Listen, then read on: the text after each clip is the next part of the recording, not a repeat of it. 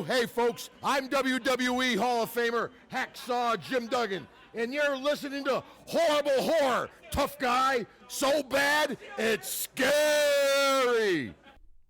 Hey, Moongoons. Welcome to a little mini bonus episode of the Horrible Horror Podcast. The podcast we listen to we listen, but we also watch the worst of the worst in horror movies. We use our eyes and our ears. Movies so bad they're scary. I'm your host, Marshall Hampton. With me, as always, my buddy, my co-host, Mr. Aaron Southworth. Ahoy, hoy. Ahoy, hoy. We're going to skip over our normal opening gibberish because this is a bonus episode. You can get to all the goodies on the regular episode. Yeah, listen to our regular episode. Yeah, listen to the regular ones. Yeah, fuck you. We're starting off great. All right, so this bonus episode came about because we actually got contacted by a filmmaker asking us to watch and review his upcoming horror movie called Camp Death 3 in 2D. It's directed and written by Matt Frame. This is his first attempt at a movie, I believe. I don't know if he's done like shorts or anything, but this is his first full-length movie, his directorial debut.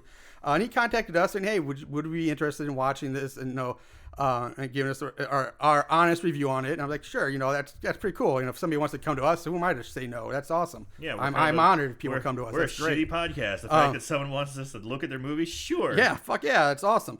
But like I said, we are going to give us our honest opinion. So Matt, if you hear this, I don't like what you hear. We're sorry, but we're going to be honest about everything. So, let's see. This movie was... So, before we start, because this is a bonus episode, we're not going to be doing it like our normal episodes. Yeah, it's definitely not going to be a normal We're not going to go like a full-on review, like scene for scene. No, we're just going to bullshit about the movie. Yeah, we're going to discuss it. More roundtable-esque. First of all, the movie's not released yet. It's currently on the festival circuit until February of 2019, and then it will be fully released for everybody on March 1st of 2019.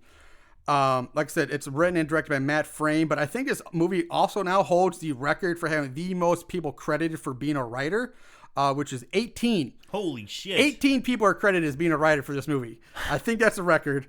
Also, it's a lot of the forests and woods that are used in the scene look very similar to the Redwood National State Park, where the Endor scenes of Return of the Jedi were filmed, which will actually come into play later, believe it or not. Because at first, hey, that looks like Endor, and then I looked things up, and it's very similar. Yeah. So cast-wise, no one you've ever heard of is in this movie. The only person I'm going to mention in the cast is Angela Gallinopoulos? Gallinopoulos? I don't know, some Greek thing. She plays Rachel, our main girl. Mismentioned her because she's probably the best actor in the movie. She's probably the best. Most schooled or most definitely schooled. Also, but I'm just thinking when I watch the movie, she's probably the most. I say the best. It's rough because everybody's so over the top in this movie, and it's so. Just to preface, this is Camp Death 3 in 2D, as we said before, but the tagline for the movie is, "This movie is stupid." Yeah, and it is. That's the tagline. It's an intentional spoof. It's a slapsticky, spoof of horror movies. It's particularly Friday the 13th Part 3. The other tagline reads, "The most horrible good movie ever." Yeah. So right off the bat, they're letting you know you're in for some shit. Yeah, we're not trying to be good. We're not trying to make, recreate Psycho or The Birds or something great here. But Rachel, she does theater and improv at Vancouver at the Vancouver Theater Sports League, which I thought was kind of a cool name for a theater group, where she's also an instructor. This budget, it's Canadian movie, but it was done on a $35,000 budget, Canadian dollars.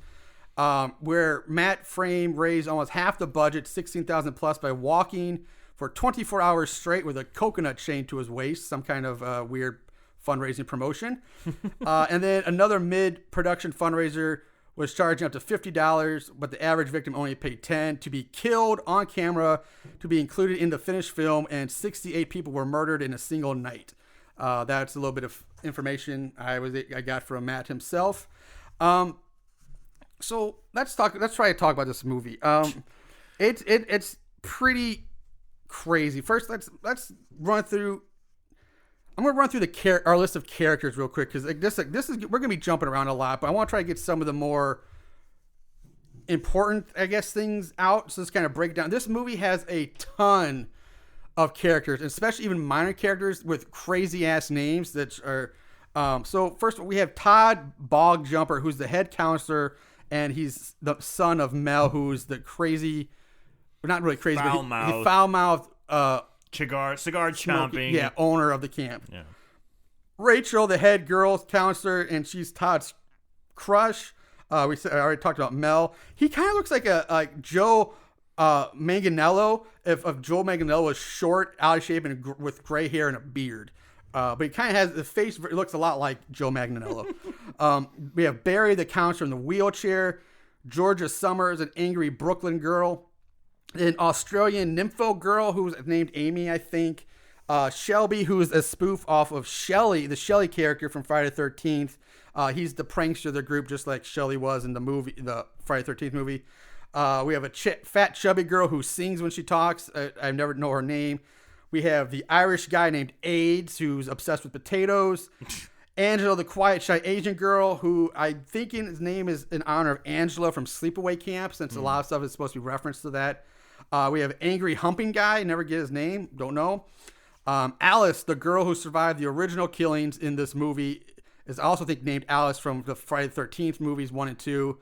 Verta, the girl in a neck brace with no neck vertebrae. Then we have Jesus, the angry and violent Hispanic guy who has a musical number later in the movie. Rod, the girl that's dressed like a guy who may have gender issues, who I also think is maybe a reference to Sleepaway Camp. And then Crapsy, the groundskeeper who I think is retarded and humps everything in sight. Humps everything. And his name is probably a reference to Cropsby from the movie The Burning.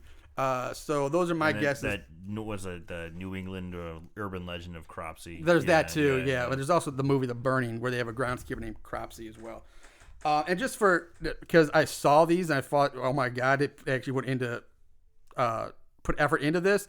There's minor characters in this movie worth mentioning. Just the names themselves are ridiculous. Okay.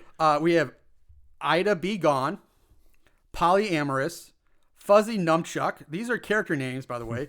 Drew Tattoo, Cindy Stabbing, Biff Buffenstein, Viola Vomitson, Captain Johnny Earstab, Chris P. Bacon, Pucus von Kasselhusen, Stacy Newcomb, Gorlina McBloodyton, Jess Kilme, Mandingo Jr., and Jesus. Down Syndrome David. Or just other names of minor characters in this movie that I was like, holy shit, they actually put effort into all these characters' names. So the movie, it opens with a flashback opening. So it's spoofing the final scene from Friday the 13th, Part 1. Yeah. But where Jason's mother is. Yes. Yeah.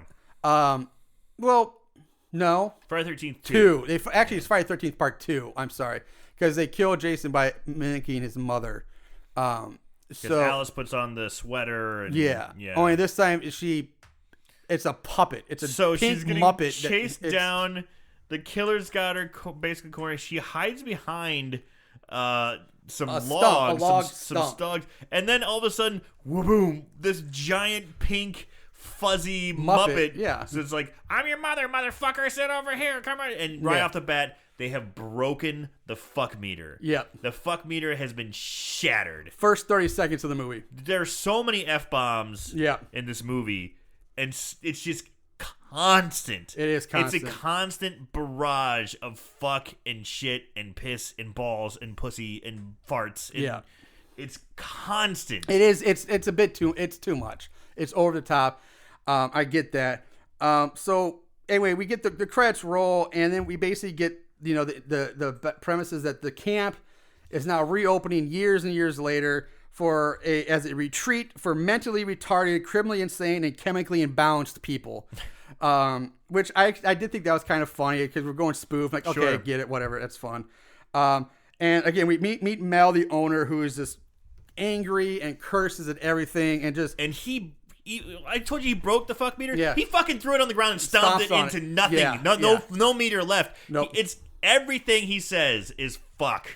Constant. Fuck the world. Fuck my world. Fuck this. Fuck. But at the same time, he's probably the only character I actually started liking.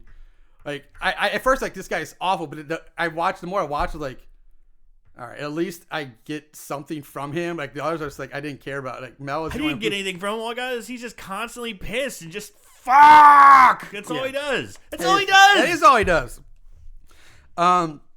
So the bus pulls up. We meet all of our crazy characters, who I've already mentioned, and then we meet Crazy Ethel, who's the doomsayer character. You know, you're all doomed. You're all gonna die. And her squirrel, her squirrel pet, which in this squirrel is is a knockoff of Caddyshack. It's the gopher from Caddyshack, only in squirrel form. So the squirrel basically somehow becomes Mel's arch nemesis and like attacks Mel. Yeah, no, and they go on this big Mel squirrel thing throughout the whole movie.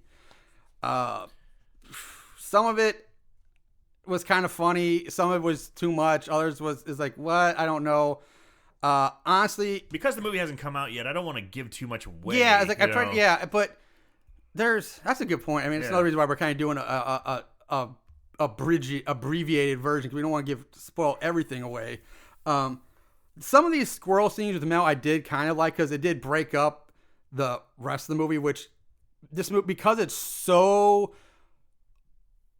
over the top and so stupid, so much slapstick, and honestly breaking up with this Mel squirrel plot line actually was a nice breather for me at times. So that starts off. We meet, basically then the first night all the campers introduce themselves and it's like sharing circle or something like that. At this point I was still trying to take notes on like what we were going to talk about. And, like some of the kills, because the first, gets killed, but he's, it's the humping groundskeeper. The groundskeeper. They chain him to a tree to stop him from humping everything, basically. Yeah, he's just humping everything. Yeah. And so basically, but he's just like mentally retarded. He's just a retard. It's weed whacker, weed whacker, off the charts. Yeah, it's so much. It's all the characters in this movie are just on a fucking blender full of meth. Well, the camp is named Camp Meth. It is named Camp Meth. Yeah, it's like, but it's they're just they're on fucking speedball, goofballs, meth. They're just fucking firing at 1,000%. There's so much energy and whirlwind insanity whirling about. It's hard to watch because of all the insane. There's no time to take a breather, I feel. And it revolves. So there's points there. I'm not exaggerating. When they'll focus on someone's face with a fisheye lens, and there'll be nothing but fart sounds and like critter nibble sounds, and just like nose picking and like ear plucking and just absolute grossness. Yeah. For a full minute. And they do this multiple times. Yeah, that's intense. Yeah, it's. There's other things that happen. Like at one point, Mel goes into like a full on like Rambo like hunt for the squirrel. Like this whole Rambo-esque scene, Rambo/Predator type thing. There's a fireside story time where Todd tells all the cameras the history of the camp. And the killer, the killer's name is Johann Van Dam, by the way. Yeah. And his mother was out, about his mother, and then the girl Alice who survived and all this stuff. At some point, campers just go missing. They don't even get a death scene. You see them for like one scene, and then they're just gone. You never see them again. Later, they decide to shut down the camp. But one last night, they decided to have a Johann Van Dam costume party. Which was like, it's kind of funny because everybody, that's actually kind of funny and pretty offensive if you think, like if you have people fight through, like, a fucking Jason Voorhees party, dress up as the killer who killed all these kids around here. So that was actually kind of funny. But shit just goes off the rails so quickly in this movie. It's so. You never get back on them. You really don't. Like, okay, here's some other things I wanted to talk about. Some bullet points. We talked about the reopening premise. We talked about the characters. Oh, the squirrel, by the way, loves to snort cocaine. Yes. He's like Scarface the squirrel. This squirrel has a major coke problem. It's Also, one thing I bothered me right away from the film, like just the first opening minute, is I hated it. There's so many scenes and moments where the film is sped up and everybody's like so twitchy. Yeah, everybody's like twitching around, all weird. Like even the killer is like he's dressed kind of like a janitor monk. It's kind of a weird thing. Like he's kind of like a janitor, but kind of almost like a Shaolin monk. Coveralls with with the sleeves one cut off. sleeve missing and yeah, it's like weird. It's and he's just twitching. He's always twitching and weird. And then they speed the film up on top of the twitching, and he sounds like a chimpanzee. He's like he makes chimp noises. Yeah. So he's not scary, or I guess he maybe not supposed to be scary in this type of movie, but even then it's still like it's not comical either. It's not. It's just I don't know what they were going for with that. But that one thing I hated the most was the twitchiness. Everybody's so twitchy, and that speed up film effect drove me insane. Yeah, it's meth. They're fucking geared up and ready to go, man. Yeah. There's also I mentioned it briefly earlier. They go on full on Star Wars Return of the Jedi scene at one point here, which honestly I would say I liked it. Probably my favorite scene in the movie. I was about to say it's mine too. My favorite scene in the movie, where it's basically the speeder bike chase from Return of the Jedi, where they get on speeder bikes and race through the forest with lightsabers. But their speeder bikes are basically just stationary exercise bikes, which is pretty funny, covered in cardboard and duct tape. And they're glowing. Yeah, and with like glowing neon lights on them. The lightsabers and stuff, but it's pretty funny scene. It actually is the best scene in the movie, in my opinion. I would totally agree. I love that one the best. There's also a flying, talking head with a propeller on its head. It's like a drone or something. It's fucking weird. Like, this is making zero sense right now, and I'm thinking this episode is probably sucking really bad right now. But I just don't know what. I don't want to say too much if we're not going to try to give away spoilers. But it's so like, how do we make sense? Like, how do we try to do? You can't this justice or something. You like can't, I don't know what to do with this. The movie's hard to watch. It is very hard to watch. It's hard to watch because it's so intense and slapsticky and bonkers and full of just fart noises, close-ups, just ridiculousness. Yeah. And it's funny because there's more of that than there are like of puns and slapstick, like actual like jokes that set up a little bit of time for the payoff. Yeah. It's like they're trying to get by on the crudeness and like bizarreness than they are of actual technique into jokes. I get, the spoof movie genre. I get, we look at movies like the Scary Movie franchise. Airplane. Well, I mean, in horror, but but the Scary Movies, as bad as they are, like, they did the spoof well. Bloody Bloody Bible Camp is a good example. I mean, they got a guy singing about wieners around the campfire. And Ron Jeremy Jesus. Right. And also Clown Camp Massacre. Yeah. That's a perfect example. But I don't know if those are necessarily, if I would call those spoofs or just kind of... They were slapstick. More campy. They were more comedy-based horror movies. Yeah, I guess so.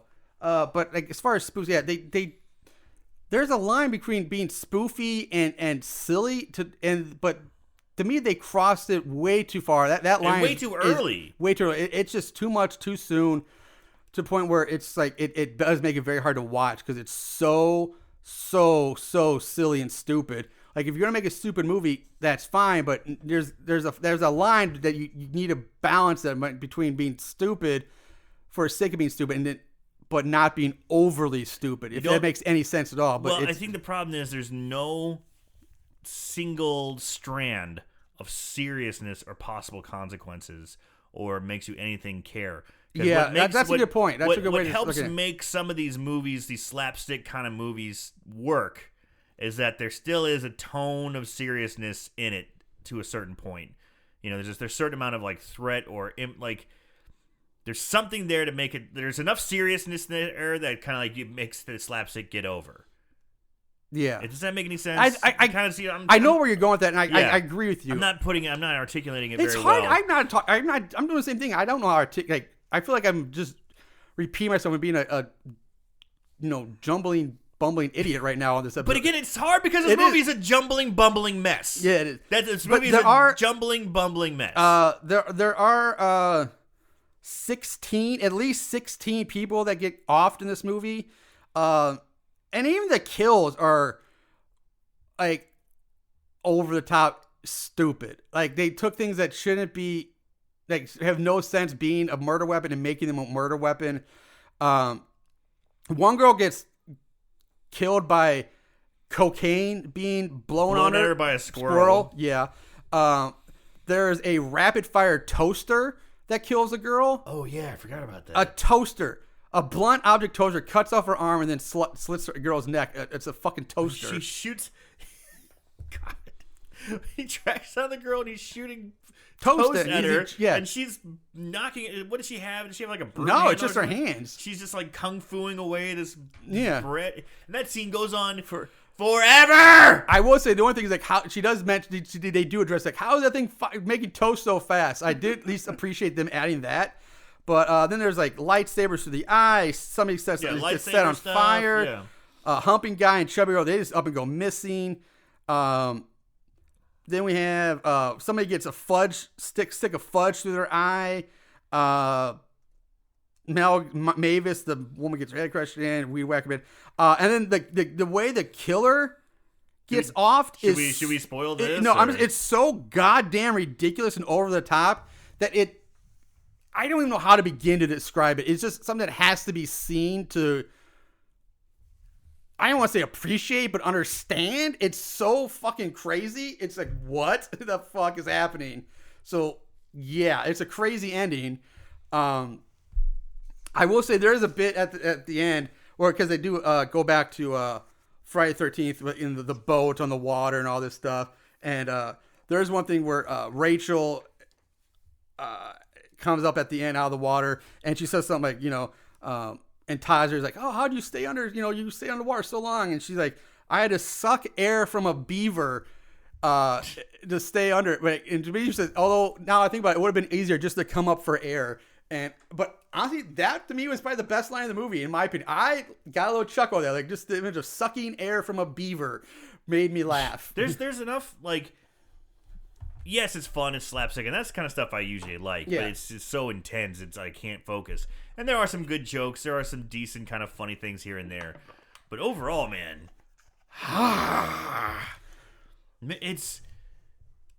it's like drinking 20 Red Bulls in a row and then going for a run. Your body is just stressed and freaking out. And that's kind of how I describe this movie. Is you're just fucking... it's tweaked to the max. A Red Bull fever dream, maybe? It's right. Yeah. It is insane. I know we're not doing this movie justice and probably not what Matt was looking for. But I don't know how else to really talk about this movie. Without, like, say, if it hasn't been released yet, and I don't know if we want to give out full, like, spoilers for people who do end up wanting to watch this or decide, I'll give it a chance, which is weird because we spoil every fucking movie we do on this show anyway. But they're already out. But they're already out. We so do ones full reviews. Yeah, full reviews for movies that have already been released and people have had, may have already seen them.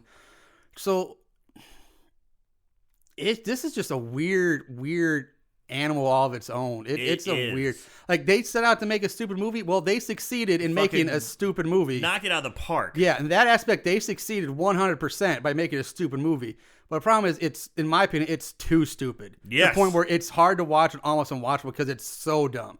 They could have dialed it down 30, 40%. I think they would have been onto something. It'd still be hard to watch. Yeah, but it wouldn't be as bad. And the idea had premise, the setup of, like, the self-awareness of, like, oh yeah, we're opening up as a camp for mentally ill, chemically imbalanced people, criminal, insane. That's funny, like that. I get that's a great spoof, and doing some of these other things, and the costume party of the killer on the last night of the game, that's funny. Like, I get some of the slapstick stuff, and there are some moments where this movie shines and has some great, and the indoor speeder bike scene is great. Yes, as stupid as it is, it's great. But then it falls apart because it's so much. You can only be hit over the head so many times with a hammer before, like, stop hitting me over the head with a hammer. I can't take it anymore. So I don't know. If I'm giving my honest 100% opinion, I think there's potential there. I think Matt Frame as a movie director, as a movie maker, has a ground base now to grow and make more and grow from this. But I gotta say, the editing was tight. And, yeah. The lighting was good. It wasn't too dark. The film quality was good. Yeah. Like the technical stuff was fine. The technical stuff was all great. good. Yeah, it was good. It's the fine. biker chase scene through the woods was, I'm sure it was on a low budget of $35,000. Well, it was green screen, but it was done well. It was done well, and it was fun. You know? I mean, fun done in a poorly but fun way, and it was. It fit the movie. It wasn't trying to fool anybody, but still, it was done well enough. Yeah. So I mean, there's stuff there. There are positives there, and there's stuff to take away from that to use in the future and grow on. But right now, as it stands, my honest opinion is you can pass on this movie. As we say, I would say so bad it's scary. If it comes out, you want to judge for yourself. By all means, watch it. Watch the guy, give the guy, your own chance. But my take right now is it's just too over the top slapsticky to make it enjoyable to watch. If that's your cup of tea and you like that crazy stuff and you like, hey, you know what, I can handle it, then this is your fucking test. Yeah. I feel as if the bar has been raised for slapstick, unadulterated, trauma-esque craziness. Well, even Trauma is weird as they are, but like Poultry Guys, like that's a prime example. But even that was done, like I said, was done with that air of like little bit of seriousness and like, there was a threat to your character. They walked that line between stupid and not really well. Where this one just went way over the line. And it did. You hung out in Stupidville too long. Yeah. And there's probably gonna be people out there who hear this and they think we're just we're haters, or we don't get it, or we don't appreciate independent movie making. But like I like to think we do, but like not every movie is deserving of praise. And like everybody starts somewhere. And if I were to make a movie, I'm sure it's gonna suck too. But like. It is, But he's out there already saying this movie's stupid. Yeah. He's already out there saying it. So it's stupid. He succeeded 100% in making a stupid movie. So congratulations. So you did it. I don't know how we could offend. Yeah. Considering in the most good, horrible movie ever made. And it is good in a sense of it's tight and it's got good. Technically, it is good. Yeah, technically, it's good. The technical aspects are great. The technical aspects are very good. But it is a horrible movie. It is a horrible movie. And I think the problem is like it's a horror movie, but we're still saying don't watch it, even though like I said, so bad it's good. You can still watch these bad movies, enjoy them. This one, I'm saying pass on. Maybe if he does something in the future, a second movie, I'll definitely check it out and see if he grows and it evolves.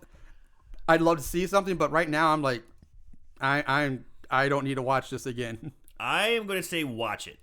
I'm not going to say so bad it's good. I'm still going to say so bad it's scary because I'm never watching that again. But I feel as if you have to see it.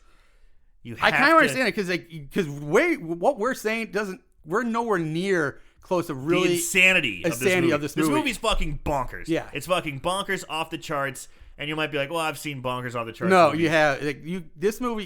It really does have to be seen to fully be believed. Yeah. and understood. And don't get me wrong, you're going to be about 5 minutes into it and be like, what the fuck did I get myself into? Yeah, and you'll be cursing our names. You're going to be just about ready to leave when something gets your attention, something makes you giggle, or something makes you laugh. Yeah. And you're like, okay, what else you got? And then 10 minutes later, you're like, that's it, I'm fucking turning this off. Oh, God, that was kind of funny. And now they're on speeder bikes in Andor. And like, right, oh, okay, right. I'm back on. Yeah, it's... That's the way I felt about watching it. I'm like, okay, that's a good way. Okay. I'll agree with you on that. I'm about to turn it off. Too. Okay, that was pretty good. Okay, that was pretty fucking funny. Okay. Oh, I'm about fucking walking out the door, and now there's speeder bikes. It's like things... Yeah. Something... It's shitty and stupid and horrible, but it has little nuggets that pull you back moments. in. Yeah. It's.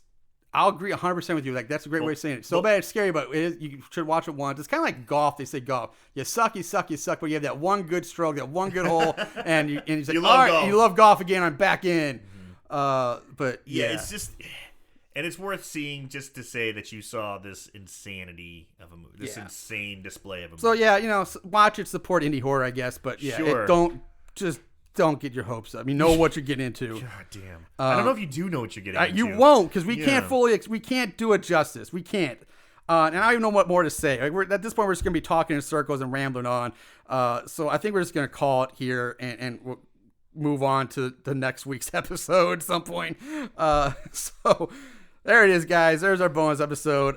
Take it for what it will. Just a little something, you know. And when is this going to be released? Was it March? March 1st of 2019, as it says right now, is the official release date. We got some time. Yeah, still in the circuit festival through February. And, you know, there's been a couple other other groups that have reached out and seen it. So, you know, the horror community is aware of this movie. Yeah, we're not the only ones. We're not the only ones he's there's reached out to. plenty of people that have been reached out to. So maybe other reviewers liked it and appreciate it for what it is more than we did, but it is what it is. That's our 2 cents. Yeah. You know, we're gonna be honest. We're not gonna lie or cover it up for anything. But all right, we're done. We're out. We're gonna take off. We'll see you guys later. Watch more horror movies, and remember, guys, to keep it tight.